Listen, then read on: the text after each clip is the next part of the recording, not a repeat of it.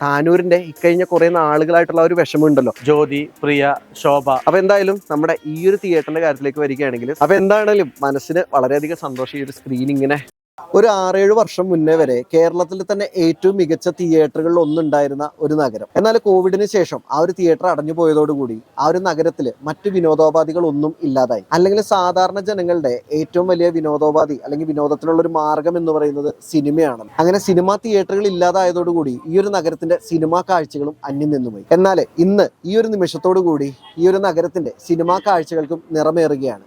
അതെ, നമ്മളിപ്പോൾ ഉള്ളത് മലപ്പുറം ജില്ലയിൽ താനൂരിലാണ് കേട്ടോ.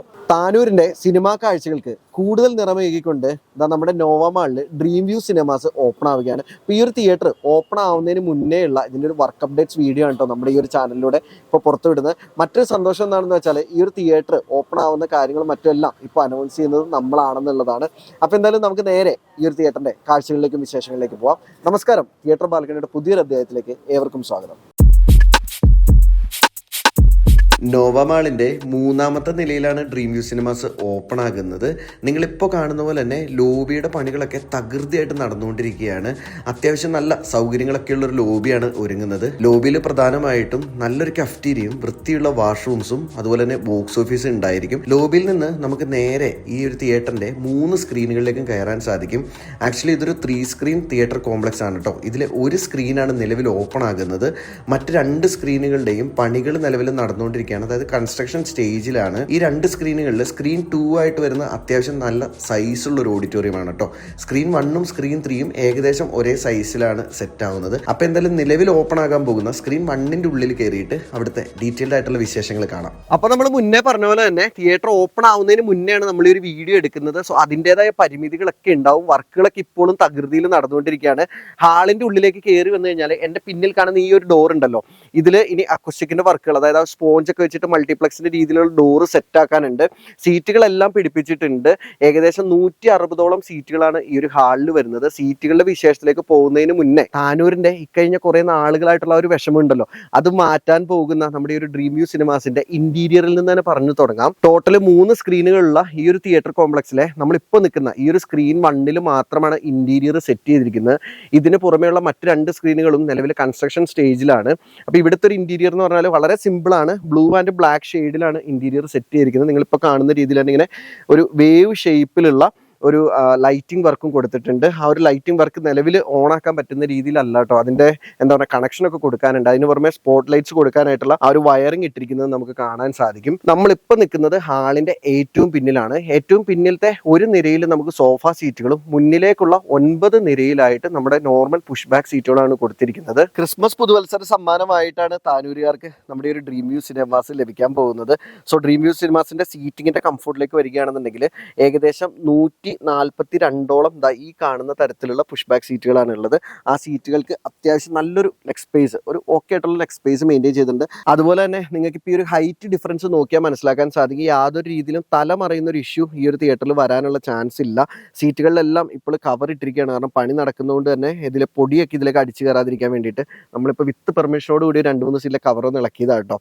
അപ്പോൾ ഈ ഒരു 142 സീറ്റുകൾക്ക് പുറമെ 15 സോഫ സീറ്റുകൾ പിന്നിലുണ്ട്. അത്യാവശ്യം നല്ലൊരു സ്പേസ് കൊടുത്തിട്ടാണ് ഈ ഒരു സോഫ സീറ്റുകൾ സെറ്റ് ചെയ്തിരിക്കുന്നത്. കാലൊക്കെ നമുക്ക് മാക്സിമം നീട്ടി വെച്ചിരിക്കാൻ സാധിക്കും. അപ്പോൾ നിങ്ങൾ കാത്തിരിക്കുന്നത് ടിക്കറ്റ് ചാർജ് എത്രയാണെന്ന് അറിയാനായിരിക്കും. ഈ ഒരു സീറ്റുകൾക്ക് 160 രൂപയും പിന്നിലത്തെ സോഫ സീറ്റുകൾക്ക് 220 രൂപയാണ് ടിക്കറ്റ് ചാർജ് വരുന്നത്. അതുപോലെ തന്നെ ഇവിടുത്തെ ഓൺലൈൻ ബുക്കിംഗ് പാർട്ണർ ആയിട്ട് വരുന്നത് നമ്മുടെ ticket new District by Zomato ആപ്പുമാണ്. അപ്പോൾ ഇന്റീരിയറിന്റെ വിശേഷങ്ങളും സീറ്റിന്റെ വിശേഷങ്ങളും ഒക്കെ പറഞ്ഞ സ്ഥിതിക്ക് നിങ്ങളെല്ലാവരും ഇനി കാത്തിരിക്കുന്നത് ഈ ഒരു തിയേറ്ററിന്റെ ടെക്നിക്കൽ സ്പെക്സ് അറിയാൻ വേണ്ടിയായിരിക്കും. കാരണം ഒരു തിയേറ്ററിനെ സംബന്ധിച്ചിടത്തോളം ടെക്നിക്കൽ സ്പെക്സ് ഏറ്റവും ഇമ്പോർട്ടന്റ് ആണ്. നിങ്ങൾക്ക് അറിയാവുന്ന പോലെ തന്നെ കഴിഞ്ഞ കുറച്ച് നാളുകൾക്ക് മുന്നേ വരെ താനൂരിൽ ഉണ്ടായിരുന്ന PVS ഫിലിം സിറ്റി എന്നൊരു തിയേറ്റർ ആയിരുന്നു. ഏറ്റവും മികച്ച ദൃശ്യ ശബ്ദ വിസ്മയം തീർത്തൊരു തിയേറ്റർ ആയിരുന്നു കേട്ടോ PVS ഫിലിം സിറ്റി.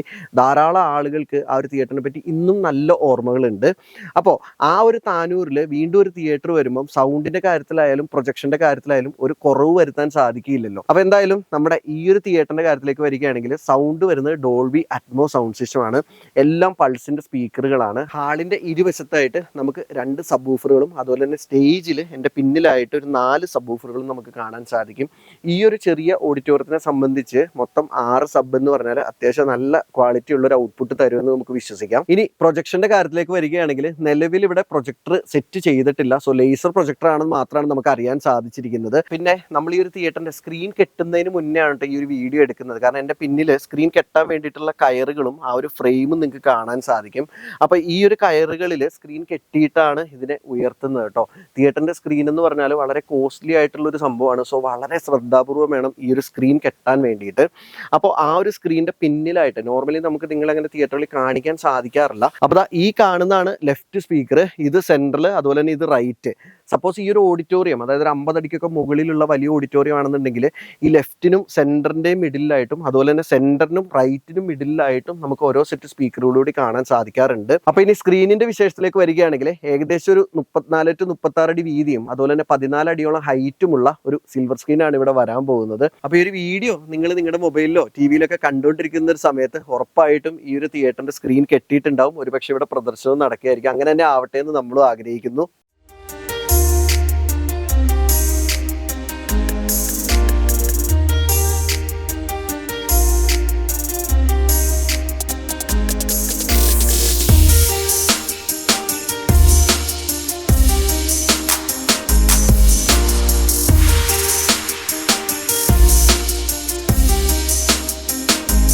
നമസ്കാരം, ഞാൻ ഷെറിൻ താനൂരിലൊരു സിനിമാ പ്രേമിയാണ്. താനൂരിൻ്റെ സിനിമാ ചരിത്രത്തിൽ ഒട്ടേറെ കഥകൾ പറയാനുള്ള ഒരു നാടാണിത്. ഇവിടെ താനൂര് ഒട്ടനവധി തിയേറ്ററുകൾ നിലനിന്നിരുന്ന സ്ഥലമായിരുന്നു. ജ്യോതി, പ്രിയ, ശോഭ, അതിനുശേഷം എല്ലാ രീതിയിലുള്ള ടെക്നിക്കുകളോടുകൂടി നല്ല സ്പെസിഫിക് ആയിട്ടുള്ള നല്ലൊരു തിയേറ്റർ, പ്രീവിയസ് തിയേറ്റർ വന്നിരുന്നു ഇവിടെ. ഒരുപാട് കാലം തിയേറ്റർ പ്രേമികളുടെ എല്ലാവരുടെയും ആഗ്രഹങ്ങളും കാര്യങ്ങളൊക്കെ സാധൂകരിച്ച് മുമ്പോട്ട് പോയ ഒരു തിയേറ്റർ ആയിരുന്നു. പക്ഷേ പെട്ടെന്നാണ് താനൂരിലെ തിയേറ്ററുകളൊക്കെ ഒരൊറ്റ വേഗതയിൽ അവസാനിപ്പിക്കപ്പെട്ടതും താനൂരിലെ തിയേറ്റർ പ്രേമികൾക്കൊക്കെ വിദൂരത്തേക്ക് പോയിക്കൊണ്ട് തിരൂര് അല്ലെങ്കിൽ കോട്ടക്കൽ ഭാഗത്തേക്കൊക്കെ വിദൂരത്തേക്ക് പോയിക്കൊണ്ട് പടം കാണേണ്ട ഒരു അവസ്ഥ ഉണ്ടായത്. അക്കാര്യത്തിൽ ഇവിടുത്തെ സിനിമാ പ്രേക്ഷകർ എല്ലാവരും വളരെയധികം വിഷമത്തിലായിരുന്നു ഇരുന്നിരുന്നത്. അപ്പം അതിലേക്കൊരു പുതിയൊരു ഉണർവ് നൽകിക്കൊണ്ട് ഡ്രീം വ്യൂസ് സിനിമാസിന്റെ പുതിയൊരു സംഗതി നമ്മുടെ നോവാ മോളിൽ ആരംഭിക്കുന്നത്.